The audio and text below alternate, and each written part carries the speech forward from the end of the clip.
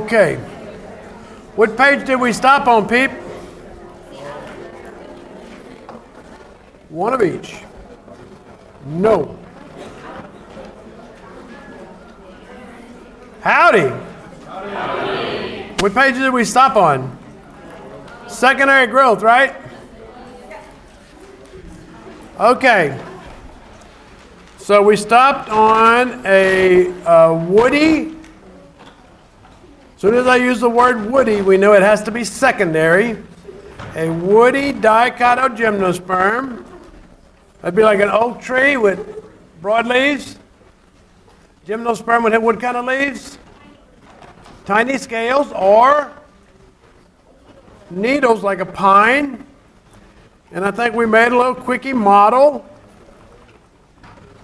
So this is a cross section of a woody dicotogymnosperm's stem after how many years of growth? 3. We know that by counting the rings. So starting from the outside and going in, we have a bark, which is called periderm. On the exam, I'm going to use the scientific name, periderm, not bark. And on the inside, we have the xylem. And the xylem would be the rings of wood. 1 ring for every year. Now, if you cut down a tree, you see the bark right next to the wood, right? What you don't see is between that little space between the bark and the wood is the phloem and the cambium. So there's not much of it. Okay? The cambium is what divides to give rise to the xylem and to the phloem. Now, xylem is wood, so that's why the rings persist. Phloem stays soft tissue. There's not much of it, and every year when the tree grows 1 ring wider, it crushes the old phloem. So that's why it never accumulates. And in the middle, you might see a little bitty dot, a little bitty spot, and that's the original pith that was present in the original primary stem before this stem became woody. Cool.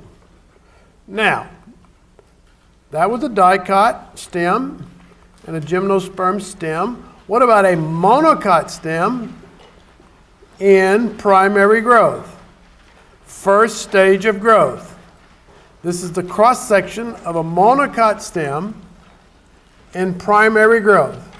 What kind of plant would a monocot? What kind of plant would be a monocot? Grass. Plants with long linear leaves. Grass, corn, sugarcane, St. Augustine grass, Bermuda grass, sorghum, wheat, rye, all of those long linear, nut grass, most weeds. Celery. Celery, what kind of leaves does celery have? Little bitty broad leaves. It's a dicot. So all of those plants in primary growth, the outer ring of cells is going to be epidermis. And inside, the vascular bundles are scattered. They're not in a ring like we saw previously. They're just randomly scattered. And since they're randomly scattered throughout everything, there's no central region to call pith, no outer region to call cortex, so it's just called ground tissue. Xylem is always towards the inside. Always towards the inside. Phloem is always towards the outside. And each bundle in a monocot leaf is surrounded by a bundle sheath, a ring of cells that includes it, the xylem and the phloem. Why? That vascular bundle has to live as long as the monocot. How long do monocots live? What do you think the longest lived monocot would be? Could we have a monocot with no woody tissue at all live to be 30 years old? No. Actually, yes. There are some grasses that can actually grow up to 30 years. It is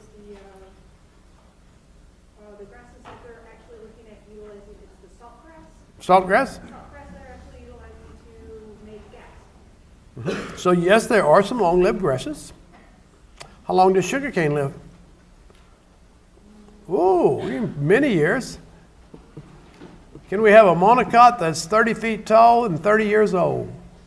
How about 30 feet tall and 100 years old? Yes. What would that be?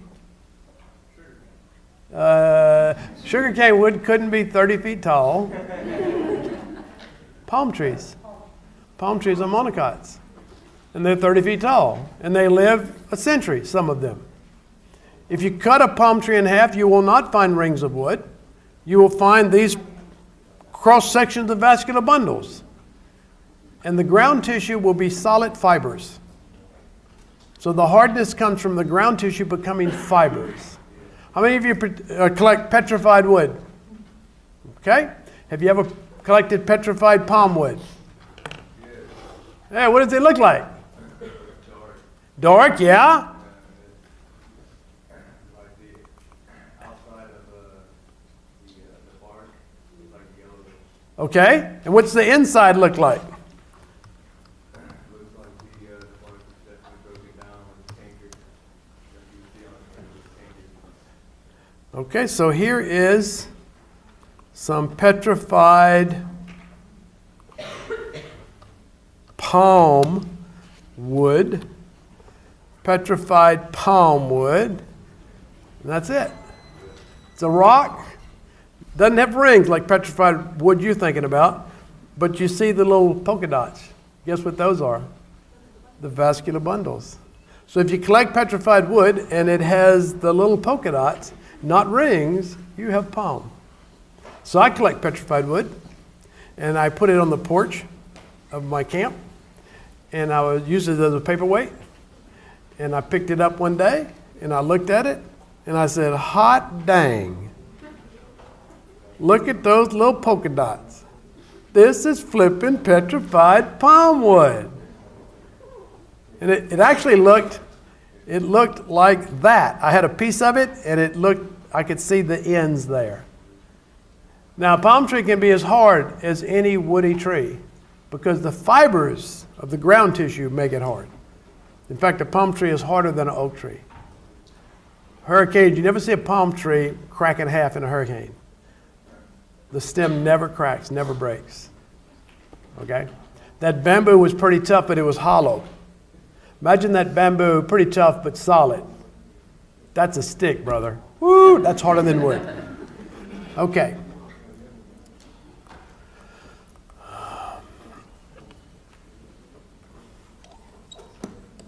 What would this look like in 3 dimensions?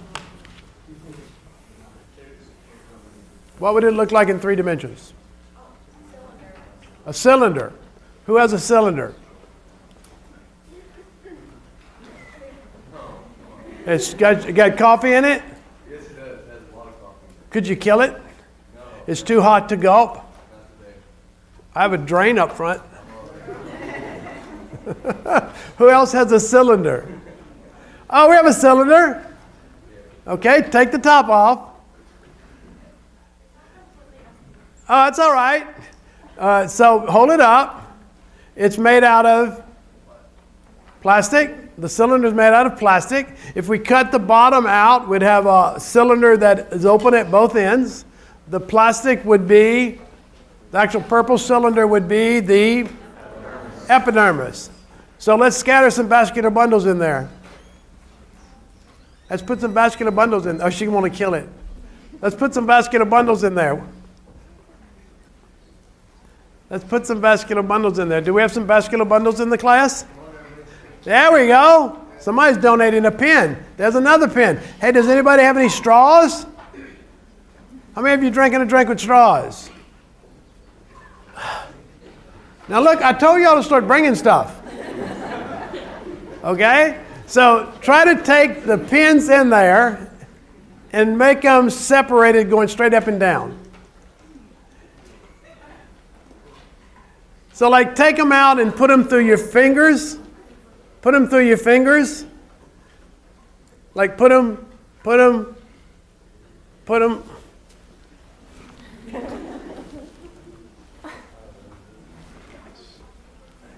Put them in my fingers. Put the pins between my fingers, one between each finger. Oh, yeah, that's good. There. Closer to the end, Oh, put the skinny one at the back, fat one at the beginning. Okay. Yeah. I need some more like that. Yeah. My fingers are too fat. Okay, let me put them in there. See how they randomly in there? That'd be a perfect model of a monocot stem in secondary growth, in primary growth, 3 dimensions. Epidermis, ground tissue, randomly scattered vascular bundles. Cool? Now where did we get all these from? All of them? That pen came from somebody. The pin on the floor? Yeah. This? Oh yeah, you got two of the same kind. Did you catch them on sale? There's a big old box of them. Oh, you stole them. Oh, no, sir.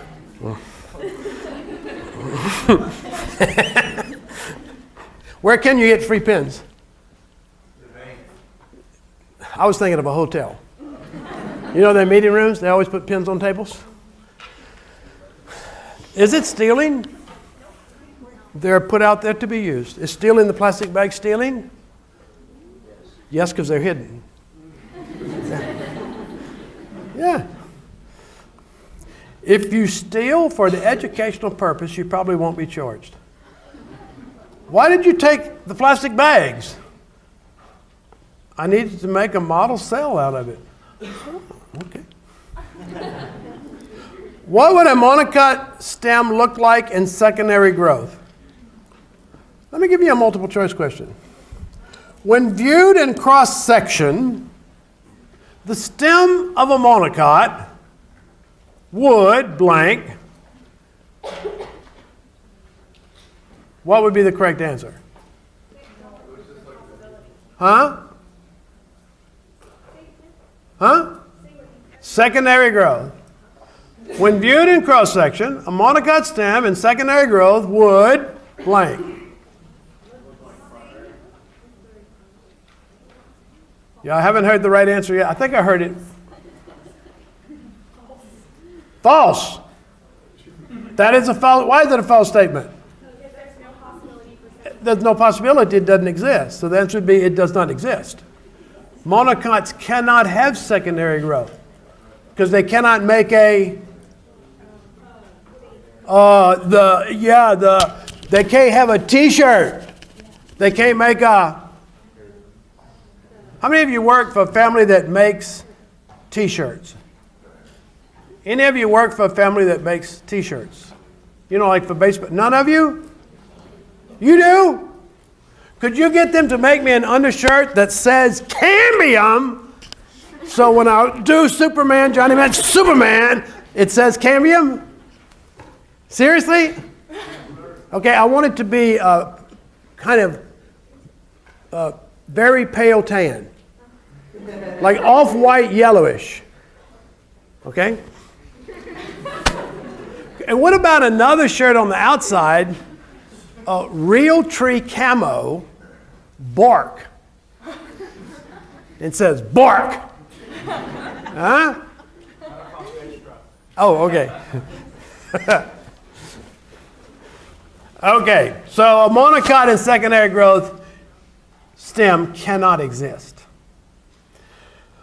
Roots. Boy, you're lucky. Roots. Monocots, dicots, and gymnosperms all look the same. They're not differences. So we'll just have one diagram. So let's look at a root in primary growth. It could be any plant in the world. And this is the cross section. And the tip of the root,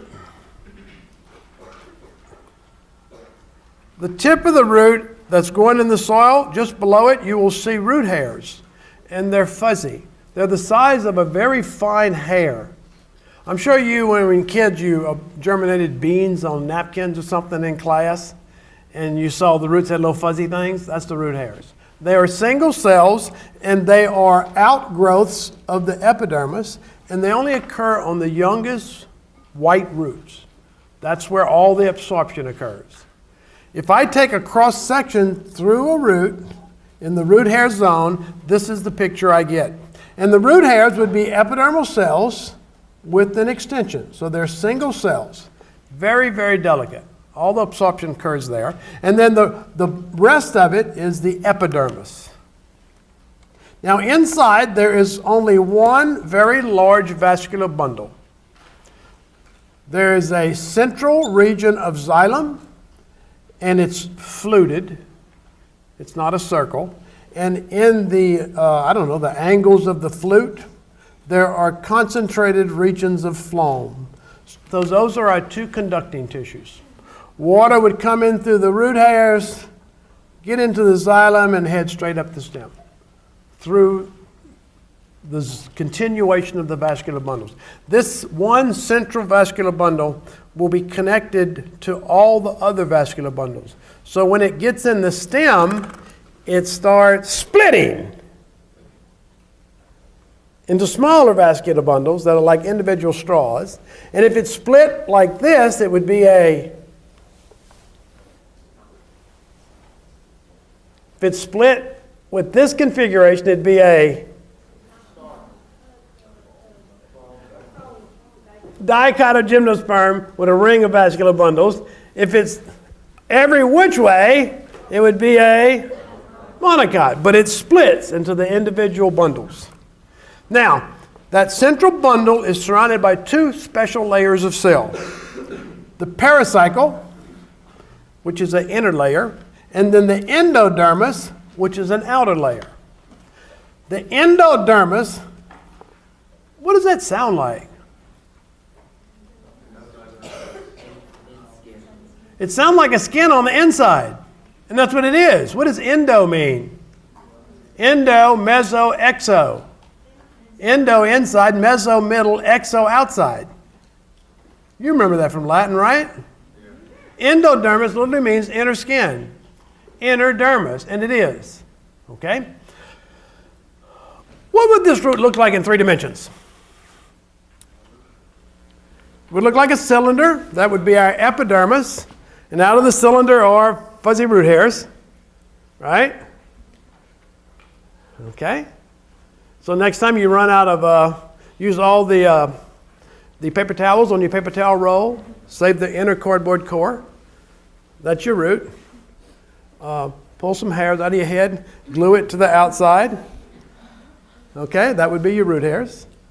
And what would the endodermis look like?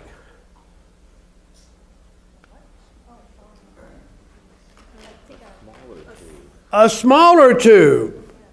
And what would the pericycle look like? A smaller tube. So I envision it like a silo. Like my silo would be my epidermis, and inside my silo, I have 2 other cylinders made out of bricks.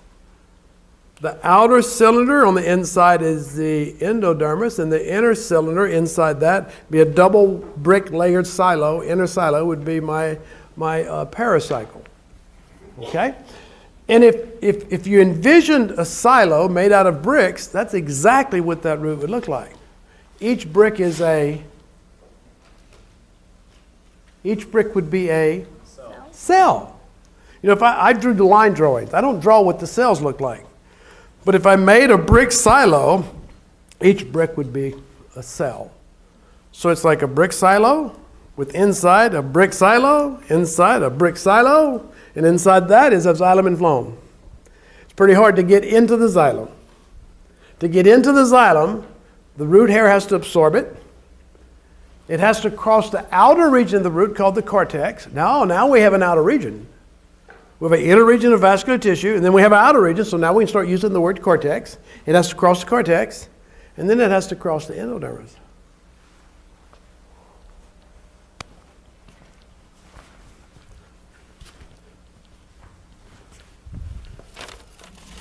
Hey, does anybody have any erasers? Huh? Oh, great. Anybody have any rubber bands big enough to go around this eraser? Is it a rubber band or a scrunchie? It's a scrunchie? It's It's a hairband? I thought a hairband was called a scrunchie. No, there's a difference. Wait, Cloth wait. one would be scrunchie. Wait, you- Non-cloth one would be hairband. Well, I need it like this. Oh, you need it around the boat. Mhm. Okay. It'll make it. It'll stretch it. Whoop! Whoop! It's there. Whoop! Wait, wait. I want it to be like, Wait, yeah, that's the way I was going. Your thumb was in the way. yeah, you know, you're doing good. You're doing good. Oh, look. See that? I need another one. Oh, good. Put it around it. Perfect. So now around each of these cells, I have a hairband that I always thought was called a scrunchie. I'm going to call it a naked scrunchie because it has no cloth. So if I wanted to build this in 3 dimensions, I actually have the endodermis and pericycle drawn as bricks. So I could take these erasers and put it right where that is. So my endodermis, I have a root, got root hairs growing out of the root, and inside I have 2 cylinders made out of erasers. So let's say I had enough erasers to make 2 cylinders. This tall. So 2 cylinders of erasers. The outer cylinder is the endodermis, the endocellular is the pericycle. And what's around each cell? What's on the outside of every plant cell? No, the outside of every plant cell. Cell wall. Now the cell wall is made up of fibers and it's incredibly porous. So anything can move between the cells to the cell wall. Okay? On the endodermis, they have the Casparian strip, which is, you don't need to know this word, but it's a suberized layer. Suberin is a waterproofing material. So the plant will lay down a ring of suberin around each endodermis cell on what we call our radial sides. Okay? And when they touch, it forms a gasket seal. So we've totally sealed off the cell wall. So you have to imagine this is inside another bigger silo, the epidermis. Something's absorbed by the root hairs, goes across the cortex, and hits the endodermis. And to get inside, it can't sneak between cell walls. Because if it did, it'll hit that gasket, which is called the Casparian strip. Okay? Now that means to get inside, whatever gets in there has to go through the cell itself. What is the cell surrounded by? What's inside the cell wall that encapsulates the living part of the cell? Close? Huh? The plasma membrane. Remember the bag inside the box? That's the plasma membrane. Sometimes called the plasma lemma. Sometimes just called the cell membrane. It's made out of lipids, which makes it's water repellent. And if something's coming through the water and hits it, it stops it. You know, like I blew up that bag. I could have taken that box in that bag and set it in water, and the cardboard box would have gotten wet because it's made out of cellulose. But there would be no water getting inside the bag because it is totally waterproofed. The plasma lemma is what we call semi-permeable. It will let some things in and keep some things out. One thing it lets in is water. And it'll let water in easily. So it is a leaky membrane for water. It will let plant nutrients in easily. But it won't let other kinds of salts and toxic materials in. So the plasma lemma is semi-permeable, lets into the cell only the good stuff it wants, keeps everything bad out. So the nutrients might be coming from the soil through the root hairs to the endodermis. The endodermis plasma lemma lets it in, lets it out, it gets in the xylem and goes up the stem. Okay? Sodium, a bad salt, Gets absorbed by the root hairs, crosses the cortex, gets to the endodermis, tries to get through the cell wall. Cell wall says, hell no. No. So try to get into the cell through the plasmalemma. Plasma says, heck no. Has better language than the cell wall. And it stays out. That's how plants exclude bad things. How many of you live out in the country with a septic tank? Do you know that you could plant a tomato plant in your septic tank? And the roots grow down into the sewage? And it would love it, by the way. It's all the water it needs. And we are a very nutritious society.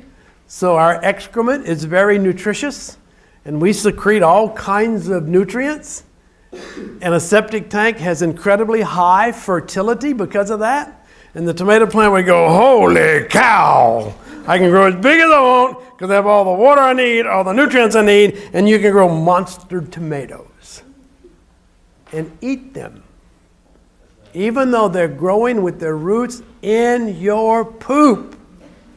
You know why?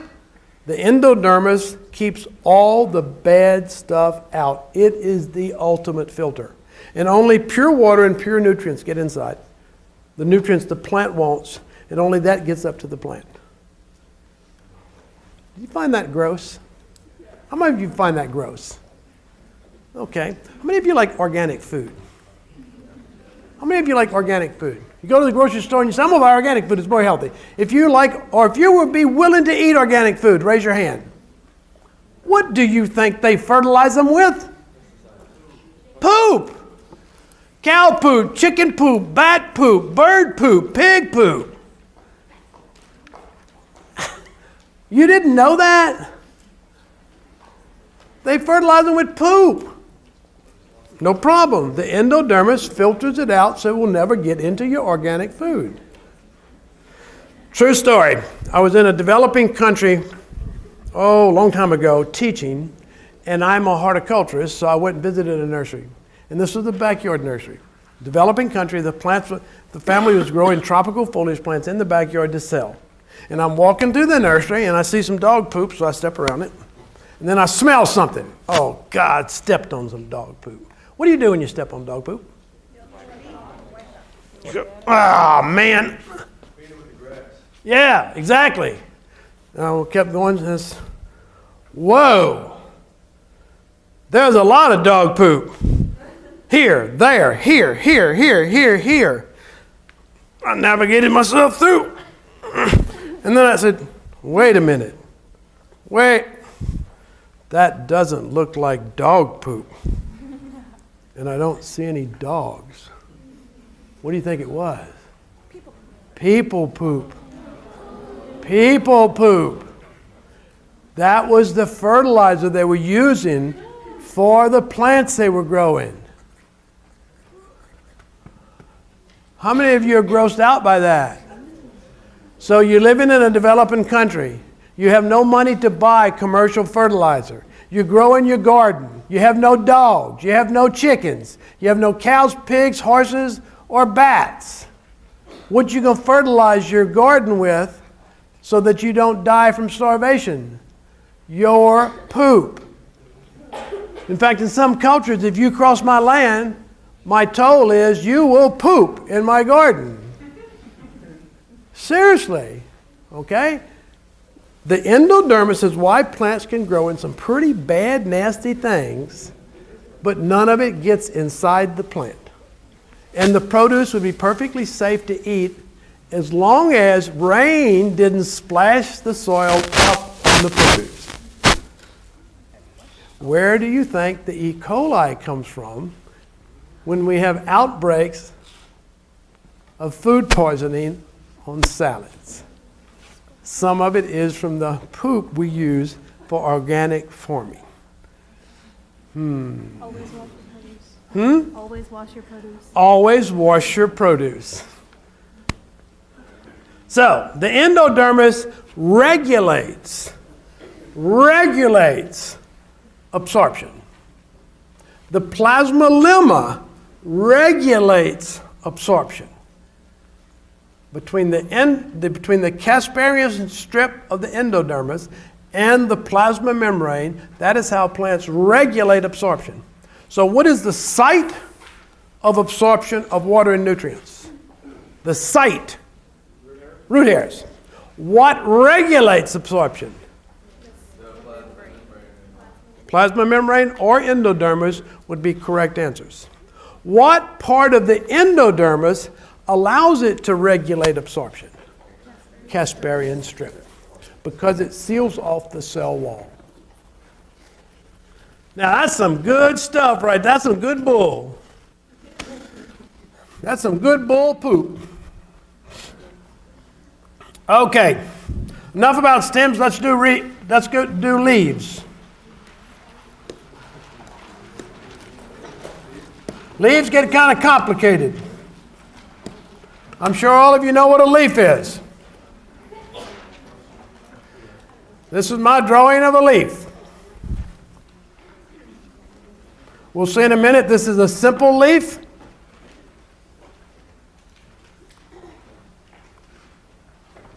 Because it's all, get away, it's all one unit. Every leaf is attached to the stem. Okay? So if you want to know what a leaf is, you go up to a plant, you identify the stems. You hold the stem. The green thing sticking off the stem is a leaf. Pop that off, you have a leaf. Leaves usually have a stalk. They're attached to the stem by a stalk called the petiole. Petiole, stalk of the leaf. The expanded portion of the leaf, now this would be a broadleaf. What kind of plant would this be from? A dicot? A gymnosperm maybe? No, that would be a scale. A monocot? No, it'd be parallel variation. This is a dicot leaf. Typical broad dicot leaf. That broad portion on a dicot leaf is called a blade. The leaf blade. So a leaf is made out of a blade and a petiole. You may have some small leaf-like appendages at the base of the leaf, and if they're there, they're called stipules. The blade has a tip called the tip. The edge is called the margin. Why didn't they call it the edge? Why didn't they call the margin the edge? They decided to call the edge the margin. Hey, if you invent something and discover it, get the name, you can call it whatever the heck you want. So the first morphologist that started labeling leaves said, I'm going to call that the margin. Tips at the tip, margins at the margin. And inside we have veins. Very often you have one central vein that's larger, and that's called the midrib, because it looks like a rib, midrib. And then from that, smaller veins branch off in all directions, and they are just called veins. And the smaller veins branch into smaller veins, and then those smaller veins branch into smaller veins, and smaller veins, smaller veins, smaller veins, smaller veins, smaller veins. And then you have a vein going almost to each cell. Very much like your blood vessels. Okay? So that's why we call them veins. That's a simple leaf.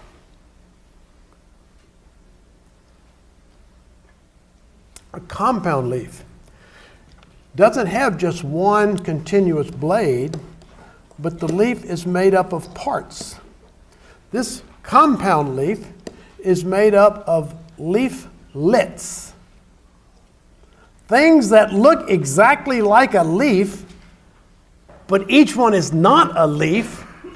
The whole thing is a leaf. How do I know the whole thing is a leaf? How do I know that this is a leaf and that is not a leaf? Because of the stem. You find the stem, you break it off. Whatever you break off is the leaf. So this leaf is made up of leaflets. We call it a compound leaf. Each leaflet has the same parts as a leaf. A tip, a margin, midrib, and veins. Okay? Now, the leaflets very often are attached to a long structure, and when it exists, we call it a rachis. A middle rod kind of where the leaflets are attached. And each leaflet may have their stalk. Each leaflet may have a petiole, but we can't call that a petiole Because that's the petiole. The petiole of the leaf is between the lowest leaflets and the stem. If we're going to call that the petiole, we can't call this the petiole, so they call it the petiole. Now, anatomists, when they study these things, when they find little versions of something, they often call it a lit. So that's why somebody found a compound leaf and said, I can't call those little things leaves anymore, so those little things are leaflets. And the petiole, is a small version of the petiole. So whenever you see lit or it means small version. Leaflet, small leaf, petiole, small petiole. They could have called it a leaf and a petiolet, but they chose not to. What? Compound leaf, simple leaf.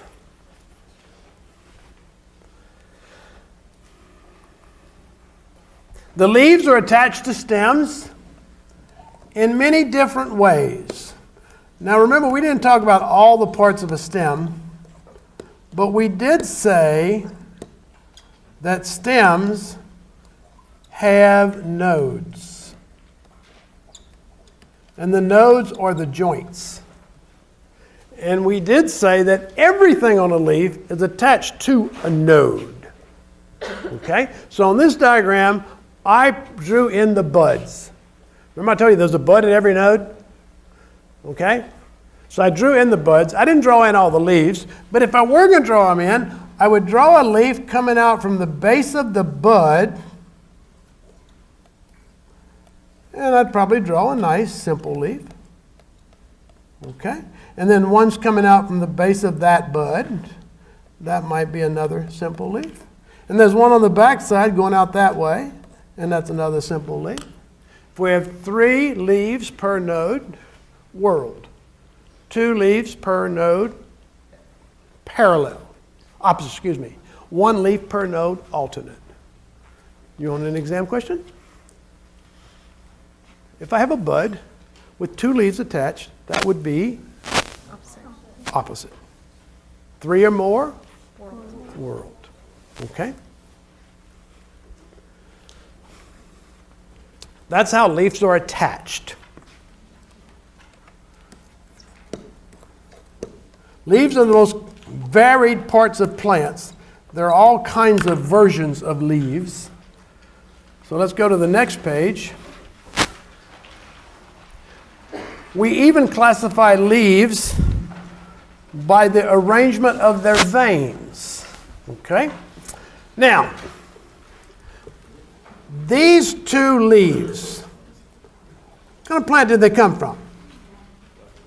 A dicot, because they're broadleaves. Some broadleaf dicots have the veins arranged exactly like a feather. A central midrib and lateral veins that branch off like the pinnae of a feather. You know, if this were a feather, I could cut it in half and use that to put on my arrows. That is called pinnate venation. Venation means arrangement of veins. Pinnate means feather-like. Some leaves are kind of lobed, and they don't have one central midrib. They have multiple really big veins. So you have more than one vein branching out from the base of the leaf, like the fingers from the palm of my hand, and we call that palmate, which literally means palm-like. Pinnate venation and palmate venation. And then what kind of plant would this be? Parallel venation. It actually may have a midrib, but then all the lateral veins are going the long ways of the leaf. Parallel venation. So what type venation would it be if a leaf had 5 major veins branching from the top of the petiole? Palmate. What kind of venation would it be if the veins are all arranged parallel to the leaf? Parallel. Now, I probably wouldn't use the word parallel. I'd probably say all the veins are arranged along the length of the leaf, or something like that. So we have simple leaves and compound leaves. We have the leaves attached in 3 different ways: alternate, opposite, and whorl. And the leaves may have 3 different kinds of veins arrangements. Last level of complexity. We have 2 kinds of compound leaves. Pinnately compound and palmately compound. And they're defining them for you. Pinnately compound means the leaflets are arranged in a feather-like fashion. Feather-like fashion would be some long axis, and they're radiating out from the sides like the pinnae of a feather. Pinnate venation. Palmate venation would be all the leaflets are attached to the top of the petiole, and they branch out like the fingers on the palm of my hand. So that would be palm-like or palmate. Okay? So let's look at this plant and let's describe it. Alternate, opposite, or whorled? Alternate. The leaflets, pinnate or palmate venation? Pinnate. The compound leaf, pinnately compound or palmately compound? So I could describe that plant with leaves that are pinnately veined, palmately compound, alternately arranged around the stem. I have just drawn you an entire picture where I describe the veins, the arrangement of leaflets, and the arrangement around the stem. Who uses that kind of language? Horticulturists that want to do plant identification called taxonomy. That is how taxonomists describe plants, by these kinds of terms. Cool? You know why it's cool? It's on the exam. That makes it cool. Okay.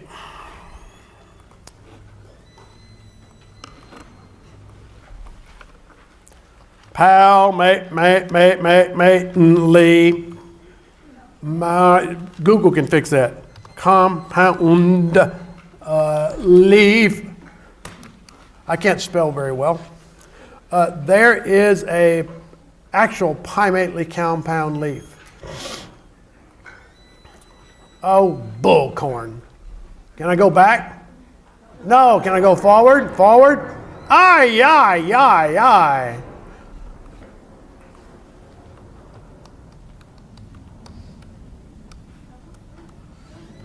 Poison ivy. Which one of these plants is poison ivy? This one? Huh? This one? This one? Poison ivy. Palmately compound. 3 lobes. Palmately compound, 3 lobes. Pinnately compound, 3 leaflets. That's poison ivy right there.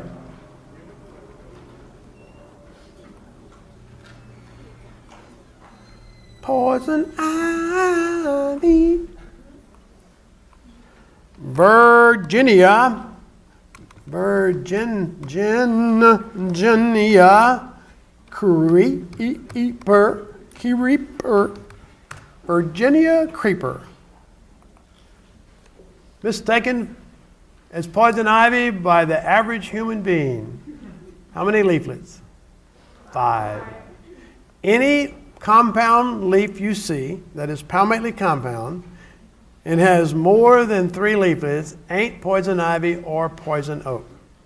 It's something else. Okay? So this is important because that's how we'll identify to kids. Don't touch anything with 3 leaves. you know? So there's actually some functional use of this too. Okay, let's look at, while we're here, let's look at a pinnately. I'm starting to breathe like a horse.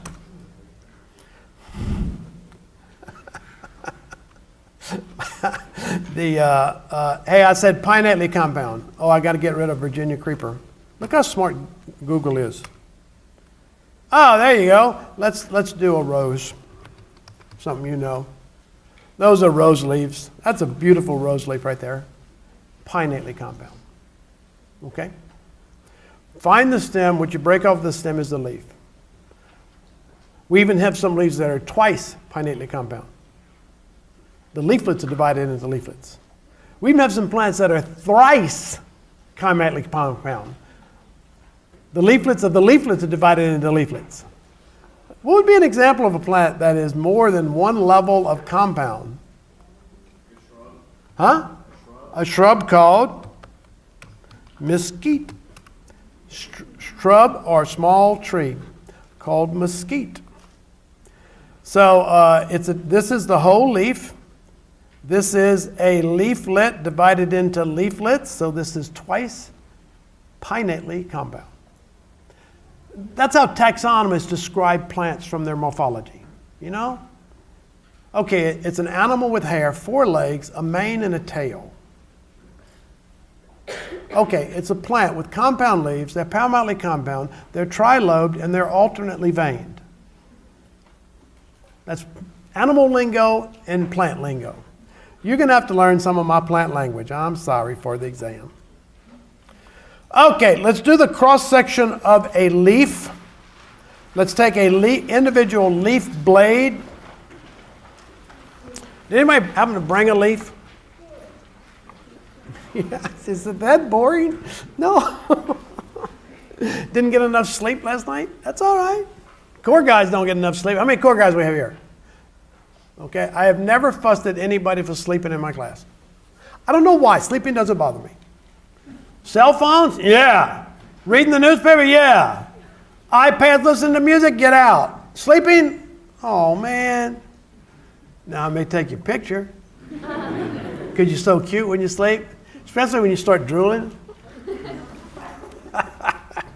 I'll Snapchat your butt. That's what I'm doing. Yeah. You Snapchat me, I'll Snapchat you. Yeah. How many of you have Snapchatted me already? If you don't raise your hand, just make noise. Y'all gonna get me fired. I forget I'm on YouTube. The whole flipping lecture Snapchatted worldwide. Doggone it. So, okay. Compound leaf. Anybody have a leaf? You know, you brought in from your floral arrangement, HORT 201. Got it in your hair because you're a hippie? No leaf? Okay. Act like the palm of my hand is a leaf. Okay? I'm going to take the palm of my hand and I'm going to cut it. Cut the leaf in half and I'm going to look at the cut surface. Okay. It's going to have a top and a bottom. And I've drawn a piece of the middle of that cut leaf. So we have an upper epidermis and a lower epidermis. And by the way, the epidermis on the top is connected to the epidermis on the bottom as it goes around the margin of the leaf. So it's one solid epidermis. Okay? We have an upper epidermis and a lower epidermis. And both dermi, I guess. I never said that word before. I don't know the plural of epidermis. Both epidermi surrounded, covered with a cuticle, which is a waxy layer. What do you think its function is? Help protect against anything and everything, and it's water repellent, so it helps prevent water loss. It is what allows plants to live on land. If plant leaves did not have a cuticle to protect water loss, they would have to all be aquatic. Sometimes epidermis is very thick and looks kind of shiny and waxy because it's made out of a lot of wax. Do plants need oxygen? What do plants need oxygen for? Respiration. Every living organism on this planet needs oxygen for respiration. So do plants breathe? Heck yeah, they do. What other gas do plants need? Carbon dioxide for photosynthesis. So plants need to breathe in oxygen for respiration and carbon dioxide for photosynthesis, and they have noses. The noses are called stoma. The stoma are holes in the leaf. They are a pore in the leaf for gas exchange, to let oxygen and CO2 in, and to let excessive oxygen or CO2 out. And each pore is surrounded by two cells, and they're called guard cells. What are they guarding? The hole, the pore. Okay? And the guard cells can open and close. The guard cells are like two sausages. Or, you know the balloons that the street people make things out of? It's really like two long balloons tied together. So act like this arm is a balloon, this arm is a balloon, and they're attached right there, and they're attached right there. I can't put them together because I have bones, you know? If I take those two balloons, and they're fixed right there and there, and I put too much air in them, what are they going to do? And I've let the air out. Plants pump them up and deflate them. What do you think they inflate and deflate them with? Water. They pump them full of water, they open, and they take water out, and they close. So they open and they close. They open and they close. When do they have to be open? At night. When do they have to be open? Why when there's sunshine? So photosynthesis can occur. Plants carry on photosynthesis. They can only do it in the light, so they must be open during the day to allow photosynthesis or the plant dies. Do plants need oxygen during the day? Yeah. What's the byproduct of photosynthesis? Oxygen. So actually photosynthesis supplies most of the plant's oxygen. But at night, do plants need oxygen at night? Are they living? Do they live at night? What would happen to you if you didn't breathe at night? You would die. What about a plant? They're not as fast and mobile as you are.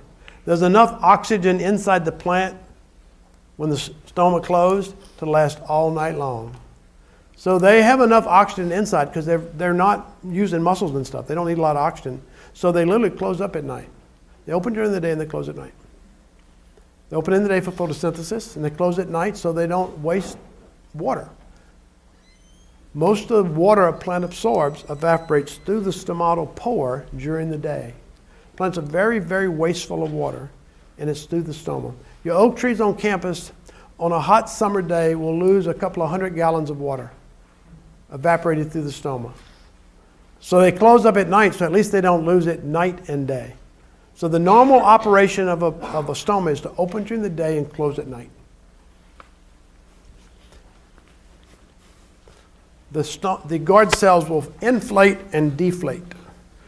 Inflate and deflate. Let's see if we can get a picture. I misspelled mesquite. Stoma. Stoma. Wow, no! Jeez, mama! Oh, I didn't look what it was, but it didn't look good.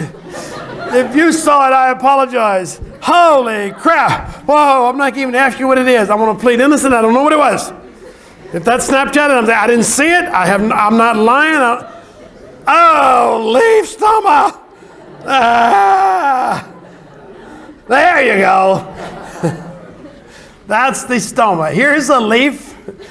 And that's two guard cells, and then when they're open, that's how the gas gets in and out. Jeez, Louisa. Was it bad? Was it people parts? Oh, yeah, I'm sorry. I usually don't make that mistake. I usually put plants in there somewhere. Son of a gun. All I can see was line drawings of naked people, naked something, naked humans. I know it wasn't naked dogs. So if you put on my evaluation that he was using photography, pornography in class. Please explain the context of how it occurred.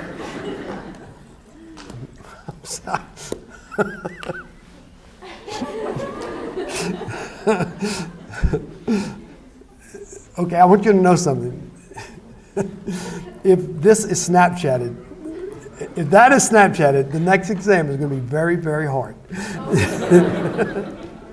It may be unbearable. I'll bring Q-drop forms. Okay, so let's go back to our leaf. Oh, Emily, next time you see me getting ready to make a mistake, yell, no, no, no, no, no. So the middle of the leaf is made out of mesophyll, okay? Mesophyll are parenchyma cells, okay? In a dicot leaf, the mesophyll cells are at the top of the leaf, and they're tall and columnar, and they're loaded with chloroplast. They are specialized for photosynthesis.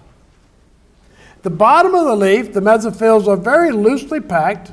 They have some chlorophyll, but not chloroplast, but not a lot. And there's a lot of air space.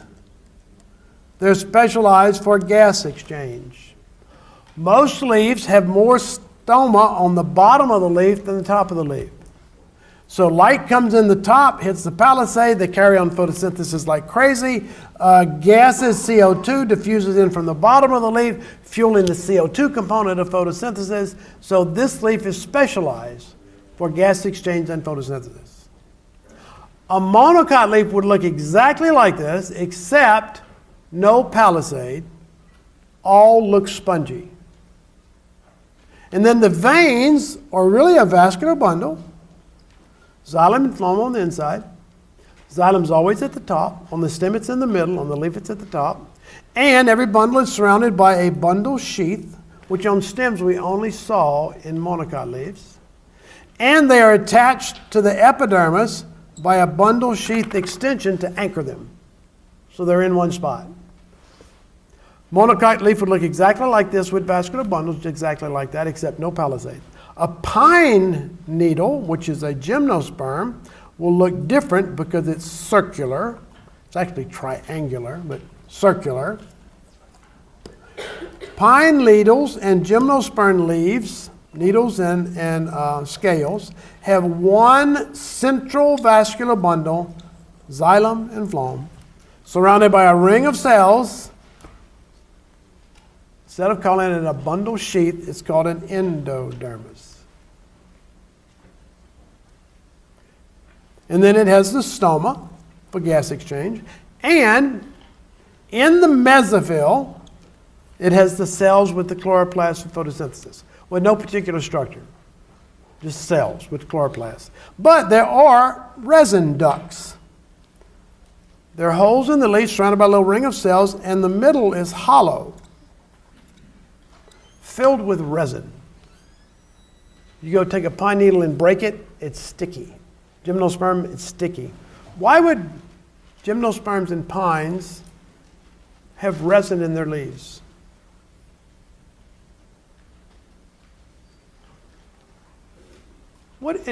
Plants only do things that give them a competitive advantage in nature. What would be the advantage of a pine needle having resin?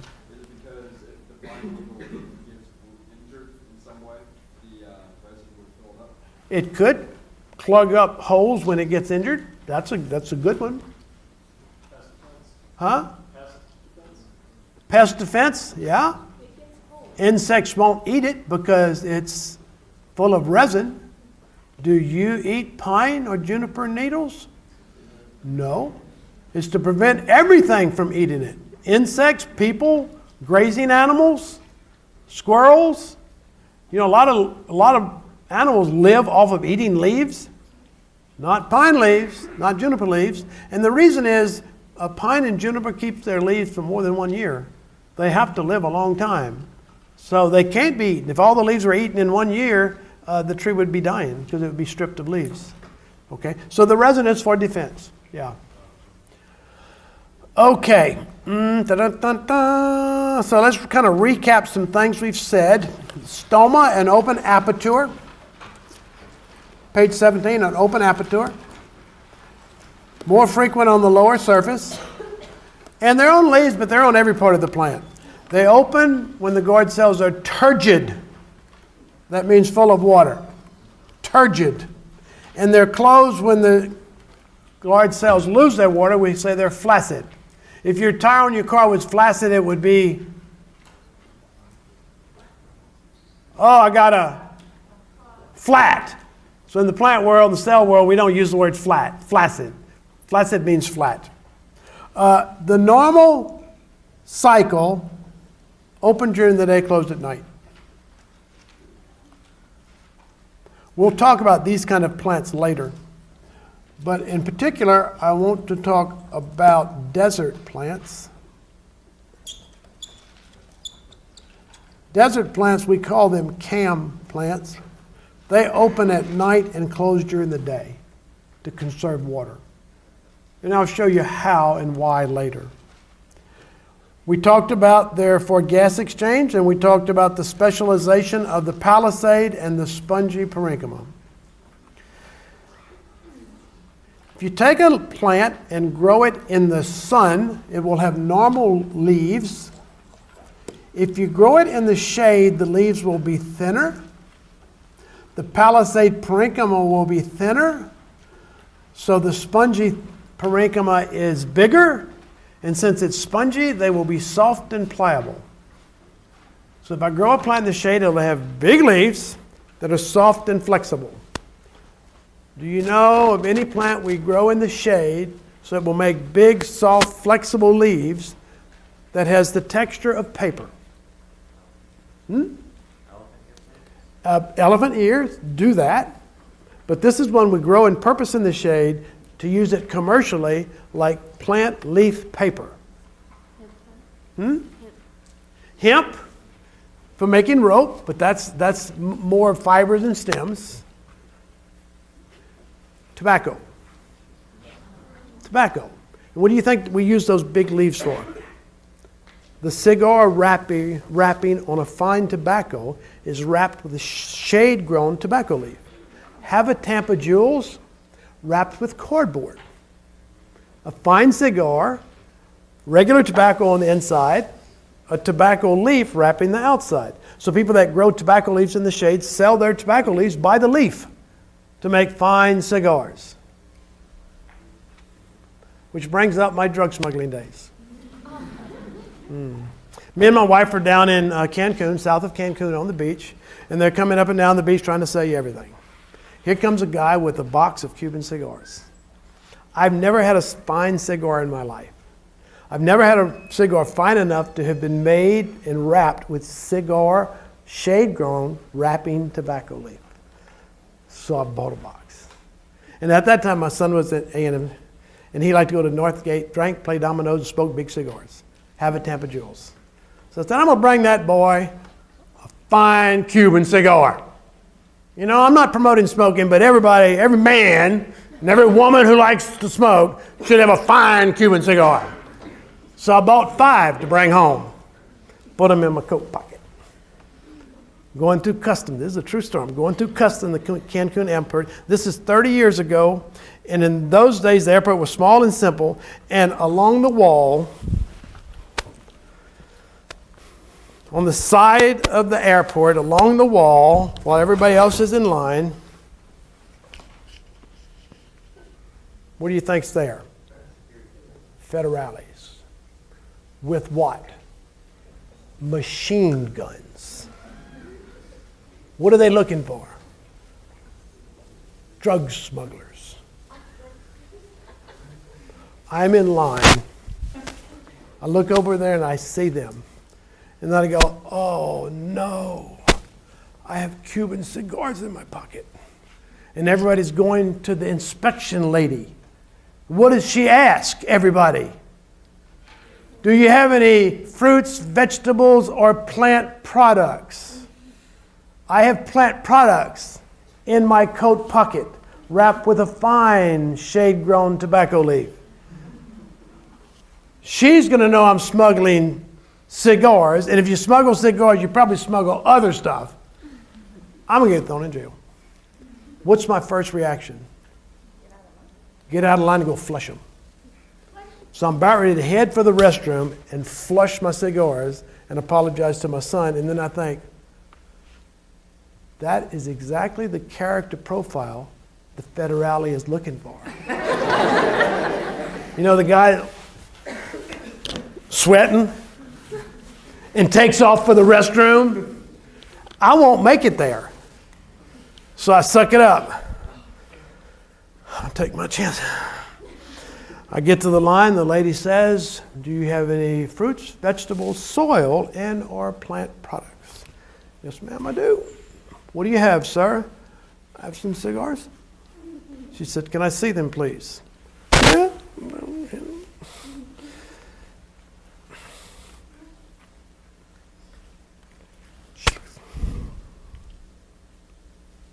Where did you get these? I bought them from a guy on the beach.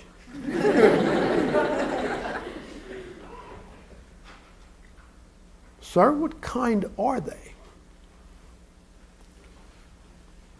Colombian?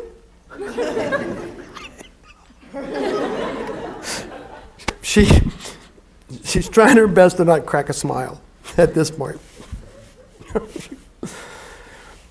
She hands them back to me.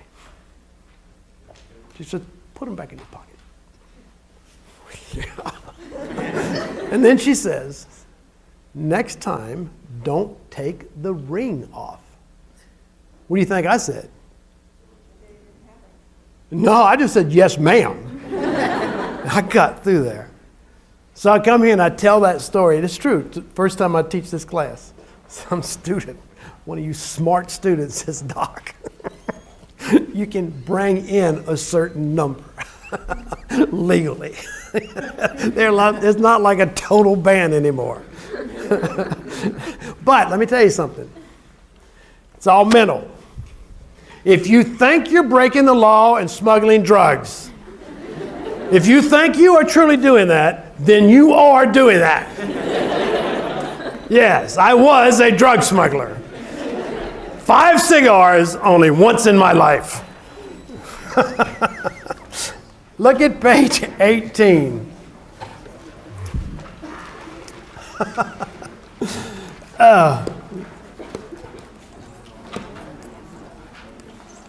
So we have 3 kinds of plants, monocots, dicots, and gymnosperms on the type. We got 3 organs, stems, roots, and leaves. We got 2 kinds of growth, primary and secondary. 3 kinds of plants times 2 kinds of growth. 2 times 3 is 6. Okay? And then we have leaves, stems, and roots. 6 times 3 is 18. 18 possible diagrams. But a whole bunch of them are alike. So this is my Sesame Street graph, my Sesame Street table. Let's circle those that are not like the others. Monocot and primary growth is a structure to itself. Dicots and gymnosperms are the same. All roots are the same. In secondary growth, dicots and gymnosperms are the same for their stems, and I didn't tell you, but for their roots. So we really have 1, 2, 3, 4 diagrams for all of the stems. Learn 4 diagrams. Just which ones are alike and which ones are different. And of the leaves, we have 2 that are incredibly similar. Monocots and dicots. Dicots have palisade and spongy. Monocots have only spongy. And gymnosperm have needles, circular needles. So that's 5, 6. So of the 18 possible diagrams, you only need to do 6. Cool? Make your studying more simple. Okay, let me give you some homework.